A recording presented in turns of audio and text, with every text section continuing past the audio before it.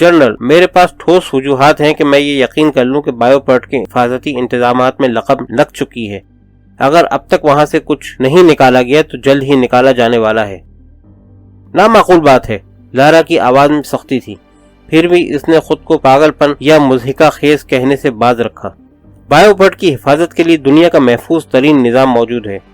इस किस्म की अफवाहें हम पहले भी सुनते आए हैं। डॉक्टर इस्मत, ईमानदारी की बात है कि मगरिब समझता रहा है कि हम नाअहल बच्चे हैं जो मोहलिक खिलौनों से खेल रहे हैं। ये एक तरह की ताहीन है। और लारा, जनरल ने मुदाखलत की। उसकी आवाज़ में अपनी 20 बरस कम उम्र महबूबा के लिए नरमी थी, लेकिन इस नरमी के उक़ूब में वाज़ेह ऑर्डर मौजूद था। तुम उसकी बातों का बुरा मत मनाना, कैरूफ ने इस्मत से कहा। दरअसल इसको मगरिब की गैर ज़रूरी सरपरस्ती पसंद नहीं है। जनरल, मैं यहाँ सिक्योरिटी सिस्टम पर नुक्ताचीनी करने के लिए नहीं आया हूँ, इस्मत ने कहा। इतना लंबा सफ़र मैंने किसी और वजह से तय किया है। तुम लोगों के लिए एक इमरजेंसी खड़ी होने जा रही है। इस पर मुझे यकीन न होता तो मैं कभी यहाँ न आता। तुम यकीन करो न करो, ताहम मुझे उम्मीद है कि तुम मेरी बात ज़रूर सुनोगे। ठीक है, प्रॉब्लम के बारे में बताओ। इस्मत ने गहरी सांस लेकर ख्यालात को यकजा किया। बायोपोर्ट में तुम्हारा स्मॉल पॉक्स का ज़ख़ीरा खतरे में है। कैरूफ के चेहरे पर जर्दी छा गई। ये दीवानगी है। कोई फातिरुल अक़ल ही इन नमूनों को चुराने का मंसूबा बना सकता है। हाँ, वो जो भी हैं जुनूनी हैं। हमारे पास इत्तलात हैं कि चोरी का मंसूबा तकमील के आखिरी मराहिल में है। डॉक्टर, सोर्स क्या है? लारा ने सवाल किया। और उस पर कितना भरोसा किया जा सकता है? बहुत ज्यादा भरोसा किया जा सकता है। क्या तुम हमें मुतमईन करने के लिए उसे सामने ला सकते हो? सोर्स इज डेड, इस्मत ने लहजा हमवार रखा। आसान जवाब है, लारा ने कहा। इस्मत कैरूफ की जानिब मुड़ा। प्लीज गौर करो, मैं ये नहीं कह रहा कि इसमें रशियन गवर्नमेंट मुलव्विस है। ये प्लान थर्ड पार्टी ने बनाया है। उनके हाथ लंबे हैं और ये होशियार लोग हैं, इसलिए अब तक पर्दा इख्फा में है। महज चंद मिनट के फर्क से सोर्स को मरवा दिया गया, लेकिन इनके मंसूबे की कामयाबी के दारोमदार इस बात पर है कि बायोपोर्ट के अंदर से किसी को साथ मिला लिया जाए।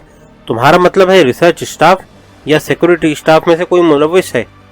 दोनों में से कोई भी हो सकता है, लेकिन जरूरी नहीं कि उसकी रसाई वहां तक हो जहां स्मॉल पॉक्स मौजूद है। इस्मत ने वक्फा लिया। मैं कोई फैसला नहीं सुना रहा हूँ तुम्हारे लोगों के बारे में, न तुम्हारी सिक्योरिटी के बारे में। जनरल, मैं वाकिफ हूँ कि बायोपोर्ट में काम करने वाले मुहिब्बे वतन हैं। मैं ये कहना चाह रहा हूँ कि यहाँ प्रॉब्लम है। ये प्रॉब्लम हमारे लिए मसला बन जाएगी और मुमकिन हद तक सारी दुनिया के लिए, अगर ये नमूने बायोपोर्ट से निकल गए। कैरूफ ने सिगरेट सुलगाई। तुमने मुझे ये बताने के लिए सफर इख्तियार किया? वो धीरे से बोला। जाहिर है तुम्हारे पास कोई तजवीज़ या प्लान भी होगा। बायोपोर्ट को बंद कर दो, शट डाउन नाउ, इस्मत ने कहा। मिलिट्री का दायरा बना दो, कोई अंदर जाएगा ना कोई बाहर। सुबह तुम बताते खुद वायरस का स्टॉक चेक करो, कोई गड़बड़ नहीं है तो हम महफूज हैं। बाद तुम साजिशियों को तलाश करके उनका कला कमा कर सकते हो। डॉक्टर इस्मत, इस दौरान तुम कहाँ होगे? मुझे ऑब्जर्वर की हैसियत दरकार होगी। डॉक्टर, क्या तुम हम पर भरोसा करने के लिए तैयार नहीं हो कि सब कुछ ठीक है? लारा ने तंज किया। भरोसे की बात नहीं है। अगर ये सूरत हाल उलट होती तो तुम अमेरिका में हमारी मखसूस साइट पर नहीं होते।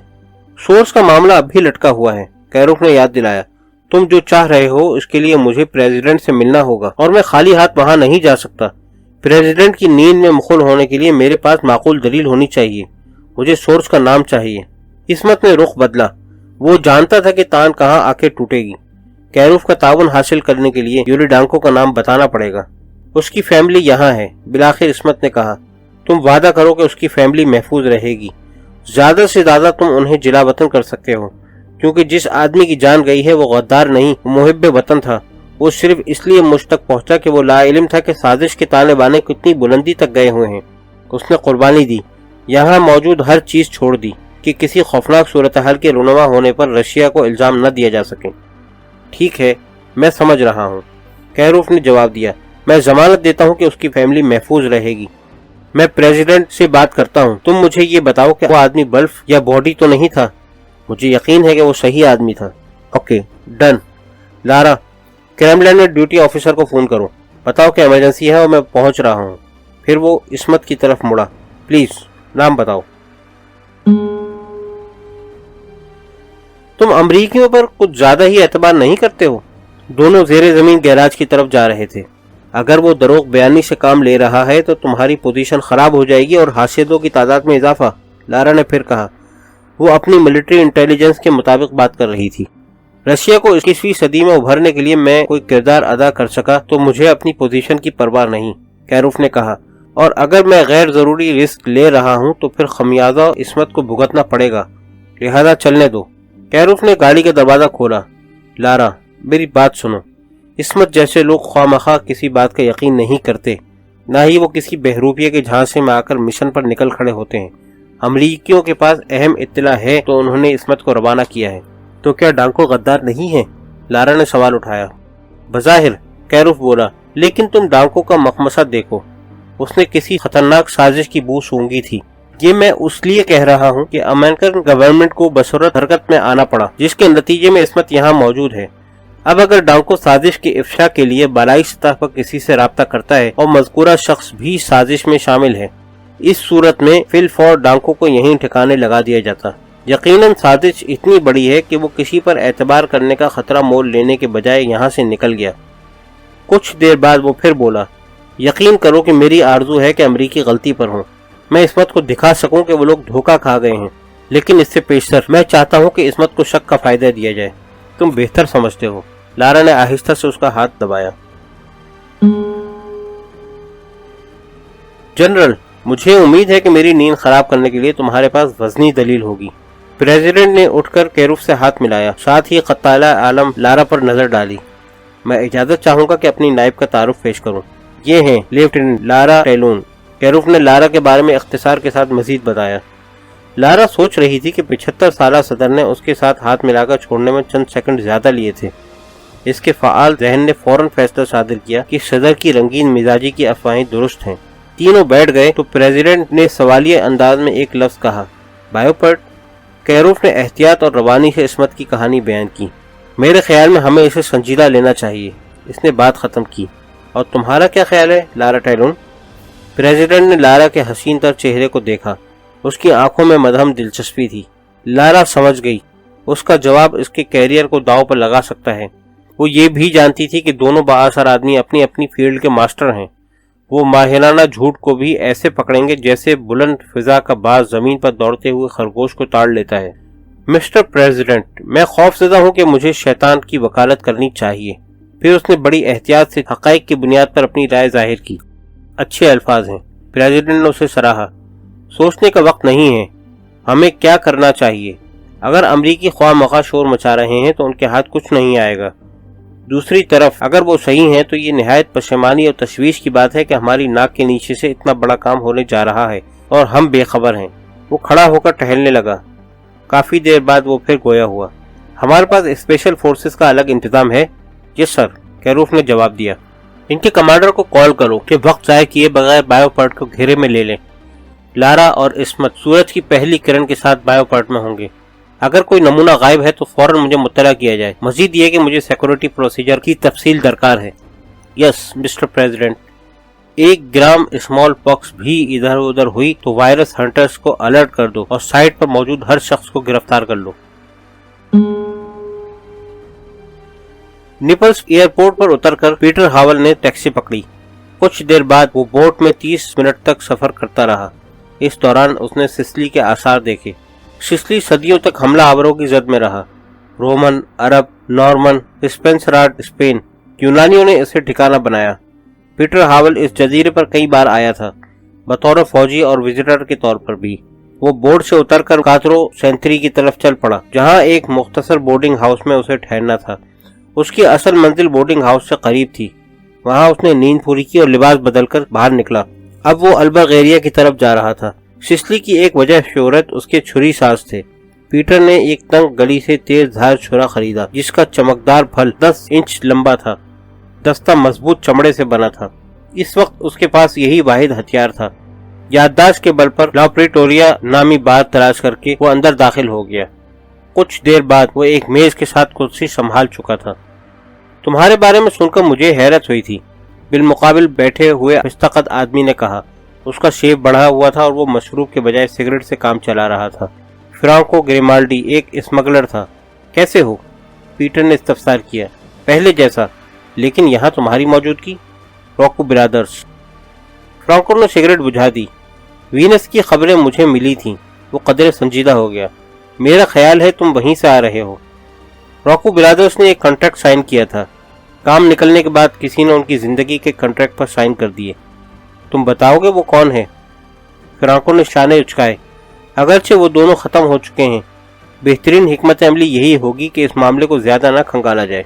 पीटर ने रबर में लिपटे डॉलर्स आगे बढ़ाए, जिन्हें फ्रांको ने कमाल चाबुक दस्ती से उचक लिया। इन दोनों ने किसी के साथ खासा महंगा मुआहदा किया था। फ्रांको की आवाज धीमी हो गई। इशारे नहीं, खुलकर बताओ। मुश्किल है। रोको ब्रदर्स अपने मामलात अमूमन ज्यादा खुफिया नहीं रखते, खास तौर पर जब उन्होंने चढ़ा रखी हो, लेकिन इस कॉन्ट्रैक्ट के बारे में दोनों ने पुरस्कार खामोशी अख्तियार की हुई थी। लेकिन तुम जानते हो, क्योंकि मैं उनकी बहन के साथ सोता हूँ। फ्रांको खबासत से मुस्कुराया। उसका नाम मारिया है। कुछ सुनगुन तो मुझे मिल चुकी है, लेकिन मजीद मालूमात? कोई मसला? दरअसल मारिया अभी तक भाइयों की मौत से लाइल्म है। मुझे ही बताना पड़ेगा और वो रोना शुरू कर देगी। तुम फौरन इत्तला ना दो, पहले मजीद मालूमात हासिल करो, बाद में बता देना और कोई बहाना बना देना। या जो तुम मुनासिब समझो तुम कर सकते हो। मुझे मालूमात दरकार हैं। पीटर ने जोर दिया।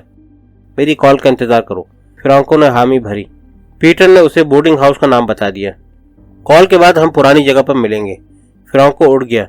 वो मेजों के दरमियान रास्ता बनाता हुआ निकल गया। पीटर ने देखा कि बार के दरवाजे के करीब एक छोटी टेबल पर दो आदमी बैठे थे। दोनों का लिबास मकामी था। महज लिबास पीटर को धोखा नहीं दे सकता था। उनकी जिसामत बॉडी बिल्डर्स की मानंद थी और मखसूस हेयर कट बता रहा था कि वो हाजिर या साबिक फौजी हैं। फौरन मुंह से फासले पर वसी अमेरिकन बेस था। पीटर जब SAS में था तो वहां से अमेरिकी नेवी सेल के साथ एक दो मुश्तरका ऑपरेशन में शरीक हुआ था। सिक्योरिटी वजूहात के बायस ये लोग बेस के अंदर ही रहते थे।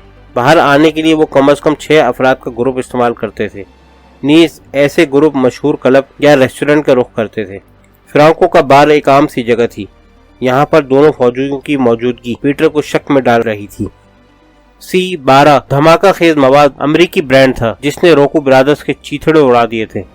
C-12 की सख्त हिफाजत की जाती थी। क्या रोको ब्रदर्स का कातिल एक था? उसी ने इनको डांकों के कत्ल के लिए अदायगी की और उसी ने बाददा उनकी आबी सवारी में C-12 नस्ब किया। क्या ये इब्तिदा से ही फौजी मिशन था? पीटर ने उठते उठते फिर एक सरसरी नजर इन दोनों पर डाली। अमरीकी फौजी और कौन कौन मुलव्विस है? रात 12 बजे के करीब पीटर के दरवाजे पर दस्तक हुई। गेस्ट हाउस के मुलाजिम ने फोन कॉल के बारे में बताया। पीटर अपने कमरे में तैयार हालत में था। फोन पर उसने मुख्तसर बात की और मुलाजिम को टिप देकर बाहर निकल गया। चांद की रोशनी में जहन में मौजूद नक्शे के मुताबिक वो तयशुदा मकाम की तरफ बढ़ रहा था। वसी तामीर की असल अहमियत जेर जमीन कब्रिस्तान था, जहाँ 8000 लाशें महफूज थीं। कॉरिडोर्स, बर्थें और शीशे के ताबूत, लाशों की कमीनगाह। ये जेर जमीन भूल भुलैया सदियों से स्मगलर्स की पसंदीदा जगह थी। अंदर बाहर आने के लिए दर्जनों रास्ते थे। पीटर हावल गेट से करीब पहुंच चुका था जब हल्की सी सीटी की आवाज समाज से टकराई। पीटर ने किसी किस्म का रद्द-ए-अमल जाहिर नहीं किया। किसी पोशीदा मकाम से फ्रांको का साया बरामद हुआ। फ्रांको के इशारे के साथ पीटर उसके हमराह चल पड़ा। कोई काम की बात? गर्म बिस्तर में से कुछ न कुछ निकल ही आता है, फ्रांको ने जवाब दिया। वो आदमी खुद खौफजदा है कि जिसने रोको ब्रदर्स की खिदमत हासिल की थी। उससे खदशा है कि दोनों भाइयों की मौत के बाद अब उसकी बारी है। उसे जजीरे से फरार होने के लिए रकम की ज़रूरत है। फिलहाल वो रोपूश हो गया है। रकम का मसला नहीं है, वो कहाँ छुपा है? फ्रांको ने पीछे आने का इशारा किया। दोनों बुलंद दीवारों के साये में चल रहे थे। एक छोटे गेट के करीब फ्रांको ने रुककर जेब से चाबियां निकाली और ताला खोलने लगा। पीटर की तेज निगाह ताले पर गई और वो चौंक उठा। ताला पहले ही खुला हुआ था। हालांकि फ्रांको ने ताला दोनों हाथों में छुपा लिया था और अब चाबियों से खेल रहा था। ताहम पीटर ने ताड़ लिया था कि चाबी के इस्तेमाल से पहले ताला खुला हुआ था। पीटर तड़प कर हरकत में आया। उसका खौफनाक घूंसा फ्रांको की कनपटी से जरा ऊपर टकराया। जरब की शिद्दत 100% होती तो स्मगलर मारा जाता। पीटर ने नपी तुली जरब लगाई थी। फ्रांको हल्की सी आवाज निकाल कर गिरा। इसके हवास आर्जी तौर पर मुअत्तल हो गए थे। पीटर गेट के जरिए अंदर चला गया। वो तेज रफ्तार सांप के मानंद बाढ़ के साथ रेंग रहा था। इसके अंदर का फौजी पूरी तरह बेदार हो चुका था। कुछ दूर जाने के बाद वो बाढ़ के साथ एक दरख्त के नीचे घात लगा चुका था। चर्मी दस्ते वाला तेज धार छुरा उसके हाथ में था। اس نے بغور کونے کھجروں کا جائزہ لیا۔ ٹریپ اندر نہیں باہر ہے، اس نے خود سے کہا اور رخ بدل لیا۔